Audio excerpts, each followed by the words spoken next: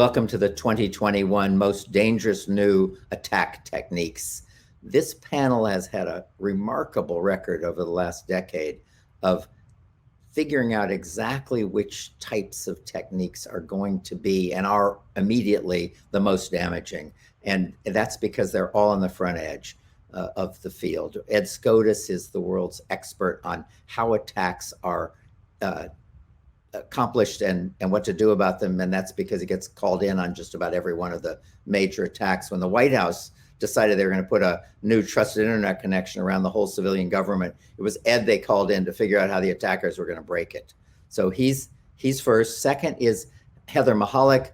Heather is on the handheld devices, and she's the FBI's go-to person, expert on cases, the big cases. And you'll hear some wonderful attack techniques from her world, and very personal ones for most of us. Third will be Johannes Ulrich. I think you all know him. He runs the Internet Storm Center, the early warning system for the internet. His 30 handlers, incident handlers around the world, are the first to see almost everything, and his 5-minute summary of what happened yesterday is listened to by more than 30,000 people every morning at the Internet Storm Center. What you don't know about him is he's also the head of research at the fastest growing college in cybersecurity, and that's the SANS.edu. And his papers, the papers of his research people, are read by more than 1 million people a year. So that's Johannes. And finally is Katie Nichols. Katie is the go-to person across the world, actually, on threats. What are the main threats? What's real? What's not real? I didn't know her very well, but I was in a conference on the future of threat analysis in London, and every speaker was a famous person, and she blew them all away. So you've got a treat coming. Let's get started with Ed Scotus. Thank you, Alan. I appreciate your kind introduction. I'd like to share with you one of the biggest attack vectors that we're seeing today, and it's based on undermining the integrity of software. You've probably heard about software supply chain attacks. That's one example of a bigger problem that we're facing in cybersecurity. Now, this problem goes back many years. In fact, in 1984, Ken Thompson published a white paper as part of his Turing Award lecture. It's only 3 pages long, and if you haven't read it, I recommend that you do. It's called Reflections on Trusting Trust. And his conclusion is profound. Ken Thompson said no amount of source-level verification or scrutiny will protect you from using untrusted code. You see, our software development and distribution processes today are focused on speed, getting new code and features out faster. They're not focused on trust and cybersecurity. And this is a pretty profound problem because it makes me think about zero trust architectures. Zero trust is a great concept. The idea is that every user, every system, every device, and every transaction that our organization will process has to be authenticated and validated and authorized, or else we'll block it. It's a great architecture. But how do you implement that? You do it via software. And if you update that software using mechanisms that don't ensure the integrity of that software, you've got a problem. Your zero trust architecture is trusting software that's not trustworthy. Now, we've seen several attacks over the last year based on this, and I think we're going to see many attacks in years to come on it. Surely you're familiar with the SolarWinds attack. There are other RSA sessions going on this week about that specific attack. But in synopsis, a nation-state level attacker was able to undermine the software development and packaging process for SolarWinds, software used to manage environments. And that attacker, by doing that, was able to get malware installed in tens of thousands of environments. And we're still cleaning up against that attack today, even though it was discovered back in December of 2020. You know, there was another paper that came out last year that was really quite profound about undermining the integrity of software that's developed in an open source paradigm. The paper was called The Backstabber's Knife Collection. It's a pretty amazing name. And it's a paper by Mark Ohm and several other security researchers. And they talk about several dozen different ways attackers could exploit vulnerabilities or infiltrate malware into open source projects. And one example of this kind of attack was actually documented in detail by Alex Burson in February 2021. Alex talks about a dependency confusion attack and how he was able to leverage this as a legitimate security researcher to be able to trick large software development environments to create packages that had the same name for public packages as packages that are private inside the organization.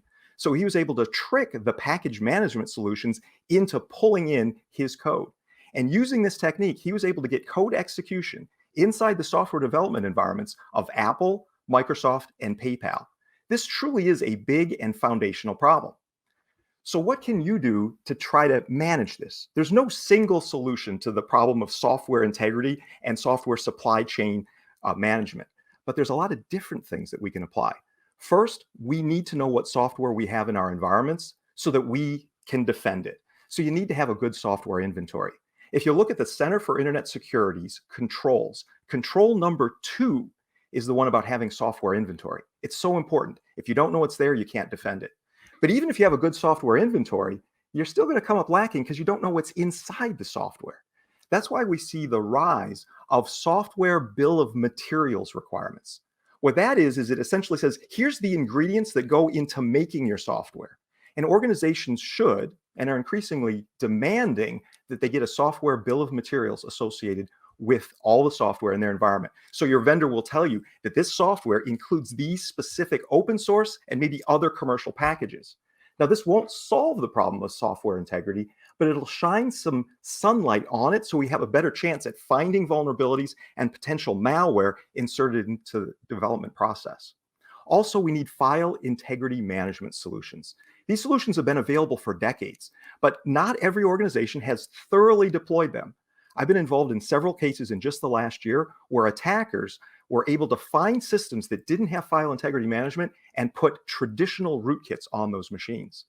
Now, if you have very sophisticated attackers that are flying under the radar screen, you really should employ threat hunting.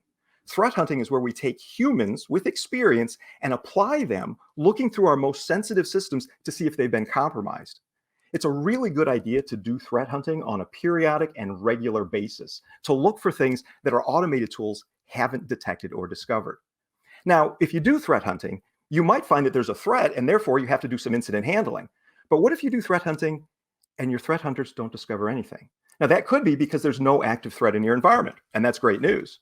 But it also could be that your threat hunters aren't able to detect them. So what do you do when that happens? Well, I call this BYOT, bring your own threat. That is, have your red team or hire a red team and have an assumed breach exercise where the red team is given access to systems inside your environment. And then you're measuring how quickly your threat hunters on your blue team can detect that and block the attack. This essentially gives rise to purple teaming, where blue is helping red get better and red is helping blue. With that, I'd like to turn things over now to Heather Mihalik. She's going to be presenting some really interesting attack vectors as well. Thank you, Ed. I have the pleasure this year of doing 2 actual threats. And I want to start with the first one, which is improper session handling. Let's think about the world we live in now. Last year, the stage at RSA looked very different, and we were standing up in front of thousands of you. We have changed our environments on the dime. We are literally working from home, accessing so many things. The sessions must be handled properly. So when we think about this, think about how you access your networks. We generally use tokens. When we use these tokens, how are they created? They're created with mobile applications. We all are attached to our devices. And as Alan said, I am always attached to my device, and that's what I'm known for. But we have to consider, how are we securing these applications? How much are we relying on them? And are they actually safe? When we think of authorizations, the fewer authorizations that are required by your work environments, that is dangerous. I know as humans, it's annoying. We want to be able to just log into our email. We don't want to have to get a code and then enter our username and password. But if you think about it, we're actually safer because of that. So these actual implementations need to be in place. It keeps us safer and prevents disasters that are an actual threat. Single sign-on. Think of that name, single sign-on. How safe is it? Is it good enough for your networks? And honestly, this goes back to what Ed just said. There's no single solution. How good is the employee behind that single sign-on? What cautions are they having in place to make sure that their devices are not compromised? What about the attacks I talked about last year? So do you see single sign-on MFA, multi-factor authentication? Last year, I want you to review my attack because it's still in place. The wrong devices are falling into the wrong hands and people are getting your codes. Think about the persistence. If you keep getting a message saying someone's trying to get into your account, are you going to say yes? Are you going to get annoyed by it thinking, oh, it may be, you know what, it may be my son. He may be trying to buy something on Amazon. I will select yes. Don't do that. You need to control these sessions and these tokens. And then finally, what if the sessions aren't secure? What if your token is not secure and your data is leaked? This is how it's so easy for someone to become us and manipulate the situation.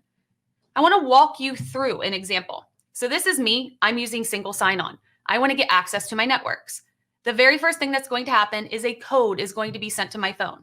I get the code from my phone. It is sent back to me. It is what I actually wanted. And then I am granted access to everything from cloud environments, your teams, the way you communicate with one another, your email, cloud storage, your HR. It's honestly at the mercy of that single sign-on control. This is fine as long as I am a responsible employee, I control it, and I manage those sessions properly. Because what if my face changes? What if an attacker has my device? And that's what I want you to consider at this point. The other threat, the crypto could be broken. We are impatient humans. This is something that I think has become even more prevalent during COVID and our new world environments. Developers are under pressure to provide us what we want. We want things faster, better, more frequently. The issue is there are known vulnerabilities, and we talk about this every single year. So what happens if the application you rely upon is using crypto that is known to be broken in order to provide you access to a service faster? All of these token generators, they want to be the one-stop shop. They want you to use them, and you should. The issue is you just have to verify and ensure crypto is not broken. That is the responsibility of us. That is the responsibility of our employers to ensure that proper quality assurance is taken and measured on the things that we truly rely upon every day to access our most confidential and precious information and our casework. Alan was saying, I work on really important cases and I do have the luxury of picking and choosing, but I would never want that data to be leaked. I would never want data to fall into the wrong hands. So I am extremely cautious with how I leverage my tokens and my sessions. And I am huge on validation and verification of applications. Mitigation considerations, because I always like to end on a positive note. Keep your sessions safe. Always log out. And again, I know we don't like to do this. Many of us like to leave our screen open. We like to leave our devices available. We will check the box saying, use this for the next 7 days. That's not secure. Developers, I encourage you, make tokens that expire. Kick your people off the network. Kick them out. Make them get refresh tokens. Single sign-on, everyone has to protect it. We have to be responsible. For applications, trust but verify. Validate, test it, try to break it, see if you can crack it, see if any traces are left behind. And something I want to leave you all with, permissions. Make sure you look at the permissions for what you're installing. The permission landscape keeps growing.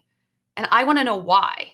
If we're not getting more from these applications, why is this landscape continuing to spread? Think about it and be smart. It is now my honor to hand the mic over to the brilliant Johannes Ulrich. Thank you very much for this introduction, Heather. Now, one theme that I'm sort of seeing with Ed and Heather is that we have these more and more complex systems that we need to trust. And these systems are built by developers. These developers also need to understand the security implications of these systems. And of course, they need to understand all the complexities that these systems involve. What I'm going to talk about is a little bit different, but it still involves complex systems that we need to trust. So historically, when we speak about malware detection, we usually talked about signatures. And of course, we all know signatures don't work. In this example, we do have two samples.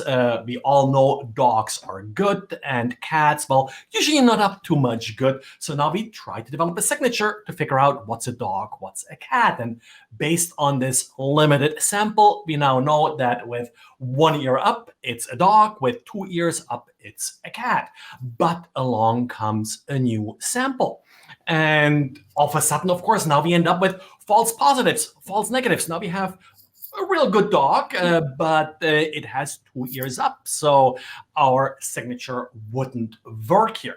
What this led to is that we had these huge malware suits that we used to create signatures, and we had to constantly update them. So in order to find better and more automated ways of maintaining this, well, in the last few years, we had machine learning being applied to this problem, or artificial intelligence.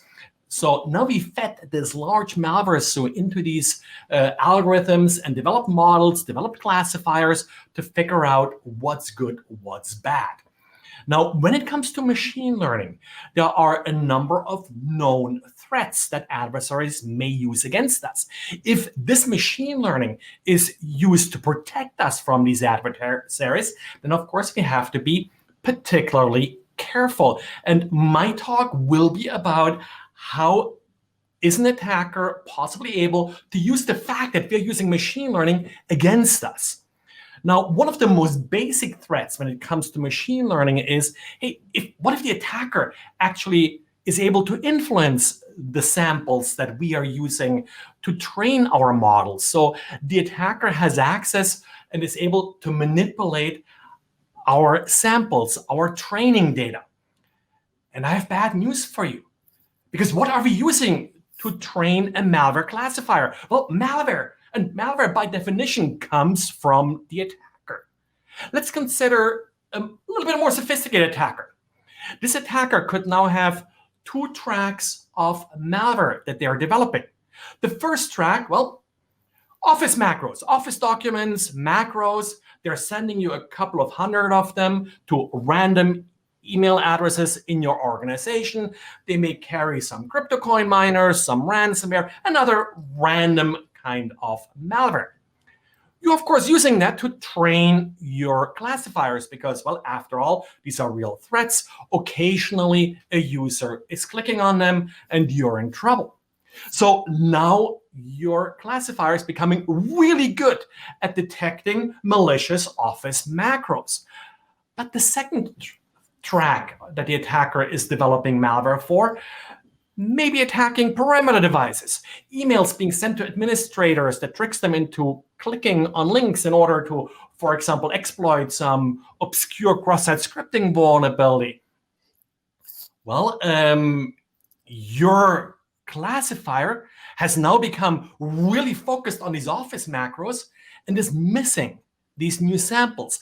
The attacker was successful in training your model to classify malware. That's still malware, but doesn't really matter. Now, another attack, of course, is the attacker using machine learning themselves.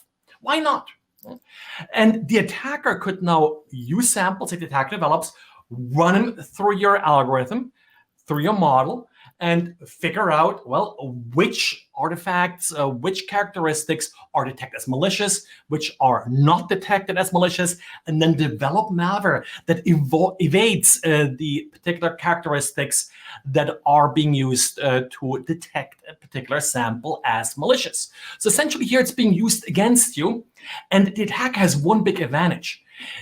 We are all using these malware suits, and this has been a long outstanding issues. I think Ed and Tom Liston actually back 10, 15 years ago wrote a nice paper about that. And the attack has the big advantage that they have the current malware. You have the old malware. So here again, the attacker is somewhat as an advantage. And lastly, well, brute force. An attacker may just be able to throw some data at you and see what works. And we have seen this against signatures. There have been some successes now using this against some of these machine learning models, where we take something that's well-known, benign, like Notepad, and just attach some little bit of malicious code that now, of course, is not detected. So in summary, what should we learn from this? Your training data matters, and you need to understand these models. If you don't understand what protects you, then you can't really evaluate the efficacy of these techniques and these tools. So figure out what they're doing and figure out how to tune them. And with that, let me hand it over to the newest member here of our panel, Katie. Katie, please take it away and be nice to Katie. Wonderful. Thank you so much, Johannes, for your kind introduction, and thanks for having me on the panel. Let's dive right in. Let's talk ransomware. Now, you might be thinking, Katie, this is new attack techniques and trends. Why are we talking about ransomware? Well, there's been a change that we need to anticipate. But first, let's think about historically how we've discussed ransomware. We've thought about it as an availability problem, right? Your data's encrypted, and so you want to make sure you can get it decrypted. It's an availability thing.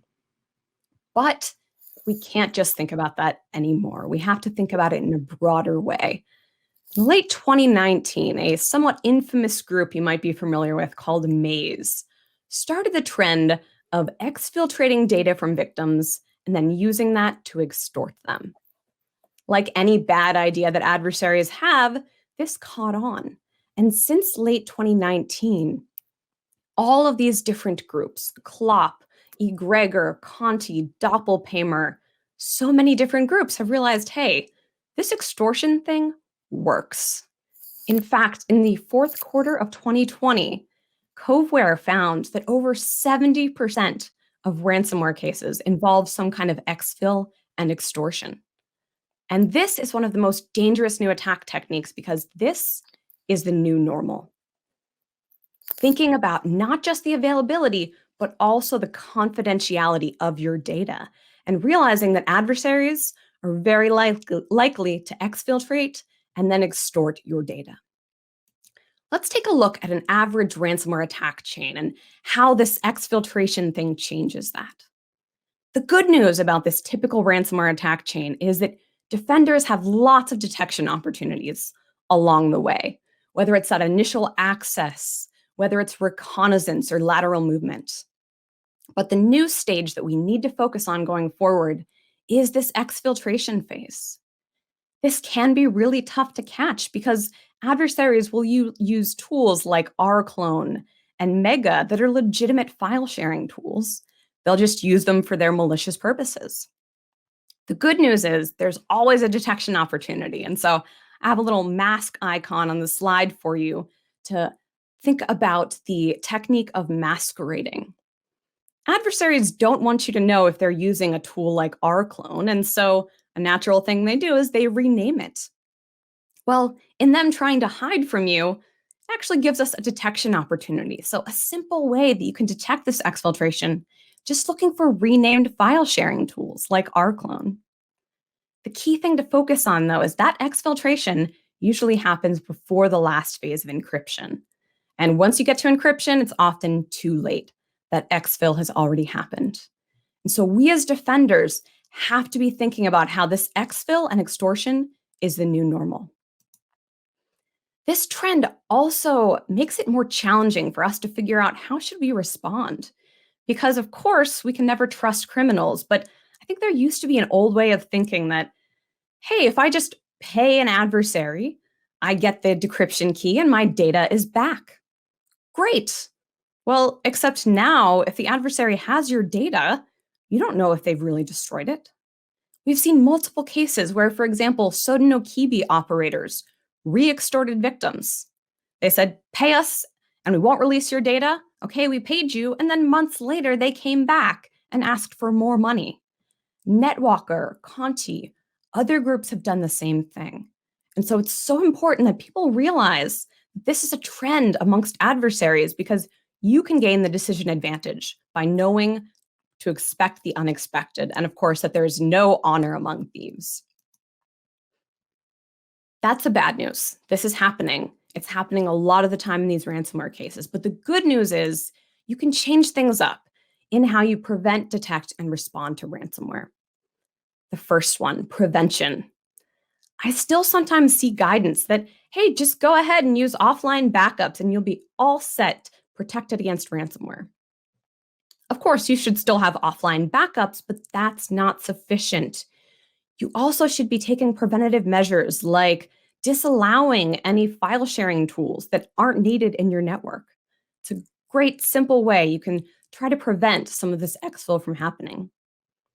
On the detection side, me and my team sometimes joke that, well, the easiest thing to detect out of any threat is ransomware, because when you see a ransom note, you know you have ransomware. You can't just rely on that file encryption and that ransom note to alert you something is going on, because as we talked about, that exfil happens before the encryption. So now you have to assume there's a possibility of exfiltration and look for that in your environments. And last but not least, in response.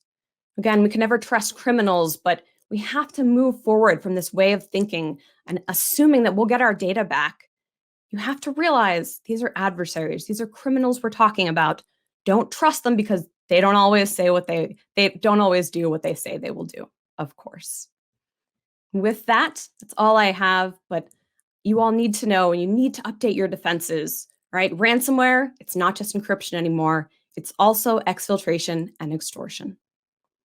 And with that, let's bring the team back together. I'd like to welcome my fellow panelists and turn it back over to Alan for questions and answers. Thanks, Katie. We're going to start with you with the first question, but before I ask it, I just want to tell you guys thank you. The joy of listening to you teaching this way. You're amazing teachers, and I know from your students we get these phenomenal thank yous, and I think it's because you actually care about the audience learning rather than just being the expert. It's what sets you apart. So thank you for doing that. Katie, you're first. Isn't it easier to detect extortionware because it has to exfiltrate the data, causing more network traffic versus ransomware? Yeah, and how's this for an answer? Yes and no at the same time. I would say yes, because like we talked about, it's an additional stage, right? Where you can look for data leaving the network, but no, in part because a lot of this exfil is designed to look like real traffic, like legitimate file sharing services being used. And the other reason I would say no is because, like I mentioned, ransomware itself is one of the easiest things to detect. You have encrypted files, and with exfiltration, that's often stealthy by design. And so, yeah, you have more detection opportunities, but it's a little stealthy, so it can be tough to catch. Great. By the way, these questions for you in the audience, that we've been testing these new developments over the last 3 or 4 weeks, and we've asked each group we've tested them on to give us questions, and these are the best of the ones they gave us. Let me switch to Heather. Do you leverage single sign-on yourself for apps for accessing data? How do you keep your information safe, since you're the big expert? I actually do. And 2 words on keeping it safe: log out. Seriously, you have to log out. I make sure also that I don't leave any tokens that would remain open as a screenshot on my device, because that can definitely be accessible if it falls into the wrong hands. Always log out. Yeah, I actually find it easier to log out on my mobile device. I just remember that versus my computer. I'll log into some e-commerce site and I just close the browser window or leave it in the background and I forget about it. So I think mobile, I don't know, at least for me, psychologically, I'm much more likely to log out. Yeah, and for developers, don't forget, if you implement two-factor authentication, make sure each token only works once. Like, they have to work for a certain time frame that's longer than the token is displayed for, but some bad implementation allow you to use the same token twice. And if your time frame is like 5 minutes, then there's a real threat here where someone could copy the token. So, yeah, and one thought I have on this is, well, we're not saying don't use SSO, right, Heather? Like, Heather still uses it. I use SSO. I think it's just pointing out that it's not perfect. And like, how do you use it better? But I think we'd all agree SSO is a heck of a lot better than a lot of other worse options. So one thing to add there. Johannes, well, we got you. Everybody thinks machine learning is wonderful. You're pointing out that it's wonderful, but it may have flaws. Are there open source tools, free open source tools that people can use that implement machine learning techniques for detecting or blocking malware? Yeah, and actually, the great thing about this is that most machine learning is done using open source tools. Python is of the lingua franca of machine learning. You have all these libraries like TensorFlow and NumPy and such that are open source. Lots of sort of Jupyter notebooks out there that you can use. So there's really a whole library and an entire universe of open source tools and learning tools too that allow you to become familiar with some of these techniques and maybe take a little bit sort of the black box mythics out of magic out of machine learning and make it more real for you. Thank you. Ed, the problems you're talking about seem to affect Python or NPM ecosystem more than others. Is it safer to use a different language? Should I just skip Python? So, well, Python's wonderful, but it's actually not just Python and Node.js, that's NPM. It's also Ruby with its GEMS distribution and so forth. And the issue with these is that they're so easy to use and so dynamic in reaching out for packages that attackers might be able to insert malicious packages. I don't think you're going to make your choice on software development environments based on this kind of attack, honestly.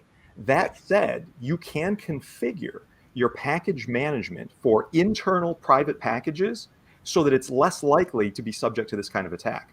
Microsoft actually published a tremendous paper called 3 Ways to Mitigate Against the Risks of Package Management Tools. It's a really tremendous paper that gives specific advice. The bottom line here is if you have a private development environment inside and it's dependent on private packages that you've created, you want to configure your package management tool so that it will not search for those private packages in public environments. Cool. Katie, this one, everybody jump in if you think Katie's wrong. No, that's not what I said. Are there any trends you're hearing the community discuss that you don't think are as dangerous as they may first appear? Yeah, one that I'm actually going to disagree with part of what Johannes said. So I think there is a risk of adversaries trying to defeat defenders' machine learning.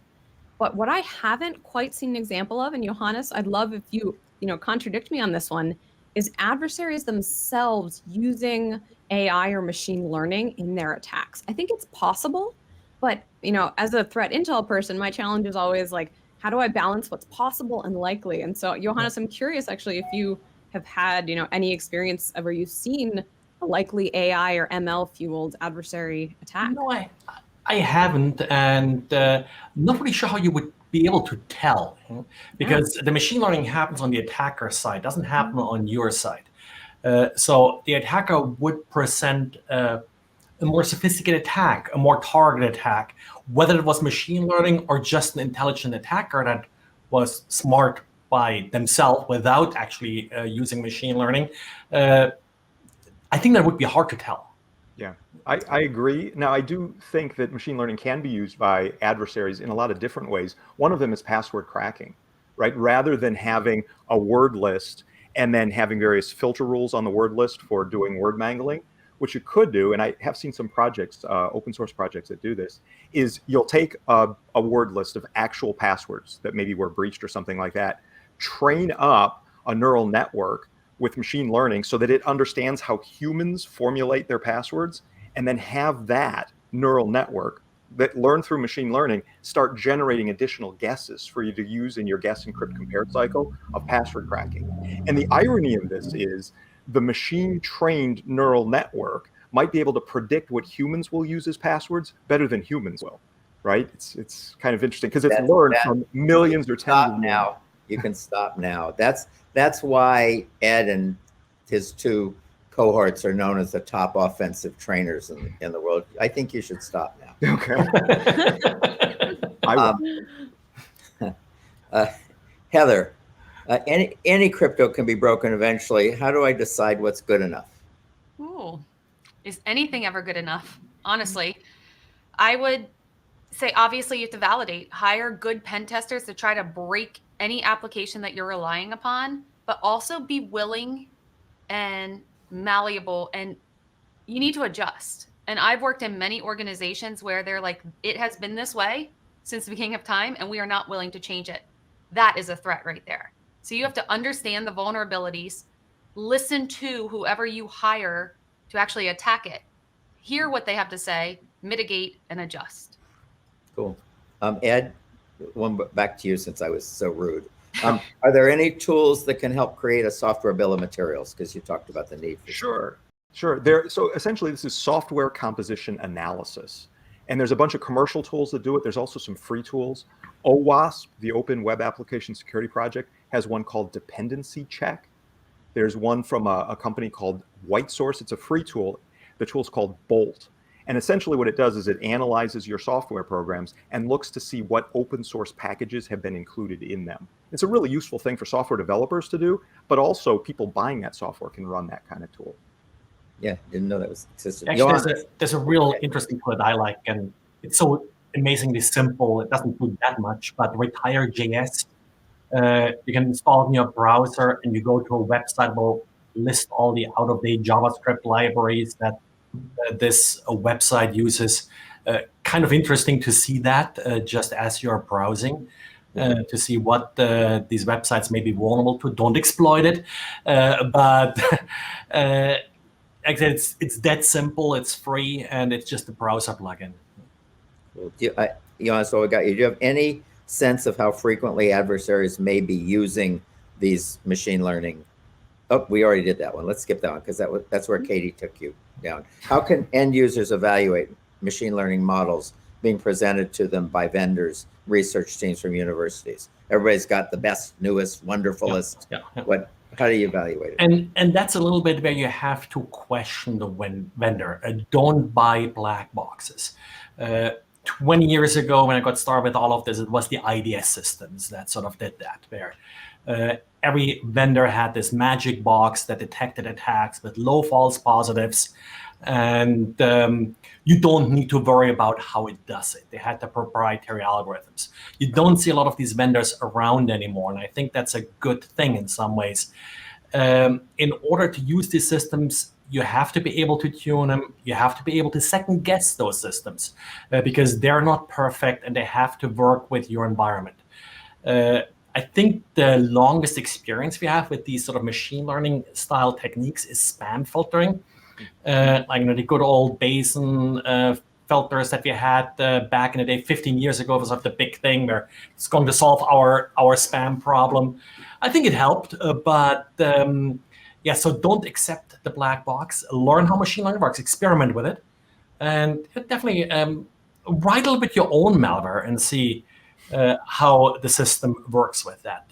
Don't just accept these malware collections that people are offering for testing. And definitely no collection that the vendor gives you to test the system. Thank you. Katie, is extortion an empty threat at this point, or is the data actually exfiltrated and made public? I mean, do they actually make it public if the victim doesn't pay? Yes, there are multiple cases where these ransomware operators, extortionware operators have made data public. The challenge is, though, that there isn't great data on how often that happens. And in part, that's because people don't really want to share when they've been victims of this kind of thing. And so it does happen. How often, how frequent? I'd call that an intelligence gap that ideally by sharing more, we can kind of figure that out and try to help each other in making these really tough decisions. Cool. Let's move to the religious from the technical. Heather, do you find that Android or iOS is the safer platform in regard to apps being safe? You realize I could be crucified if I made an improper choice here because Right. these are We're getting all the religious. Yes, people live in these different worlds. Honestly, it depends on your device. So Android, for example, has moved greatly from full disk encryption to file-based encryption. File-based encryption is more secure. On Apple devices, the iPhone has file-based encryption, so it's extremely secure. As long as you have a fully patched, up-to-date device and you have a password on it, you are safe. The issue is when you have older devices, like I feel bad saying this, but my dad He gets a lot of hand-me-down Hey. devices. So his Samsung Galaxy S5 is not sufficient. And it's probably running a really old version of Android. But as long as you are up to date, secure, and fully patched, Androids are actually extremely secure devices, and they've always had a bad reputation, but they are more difficult to access. The other politically incorrect question comes for Ed. Ed, is the problem of software dependencies worse for open source versus closed source software? So the answer to that is we don't really know, because we can only see the open source side of things, right? And if you look at closed source software, it'll have dependencies often that's open source, and we can see that. We can use, inventory tools to take an analysis of it. But when a closed source project has dependencies on other closed source projects, that's much harder for us to see. Yeah, there are some references, so we can see that, but it's a much more opaque problem. So it's an unknown answer, and because it's unknown, I want to go with what I can see and look at, and I do prefer the open source model. Okay. The software bill of materials is a lot easier in the open source model. Right. Exactly. Yeah. Johannes, while you're on, although training data is important, machine learning ultimately is a new field.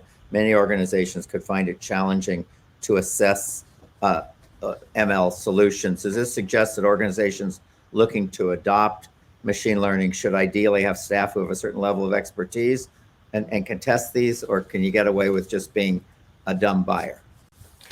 Well, sadly you can't. Now, I hate to throw yet another requirement into a job description you can't fill, but it's certainly something you should encourage your staff to experiment with and provide them maybe some training in that direction. It is a new field, so you have to do what you can do. Don't expect too much from staff. You're not going to find that machine learning expert right now that also knows intrusion detection and knows malware reverse analysis. So give them the time, give them the tools to experiment. I think that's at this point probably the best way to solve this problem.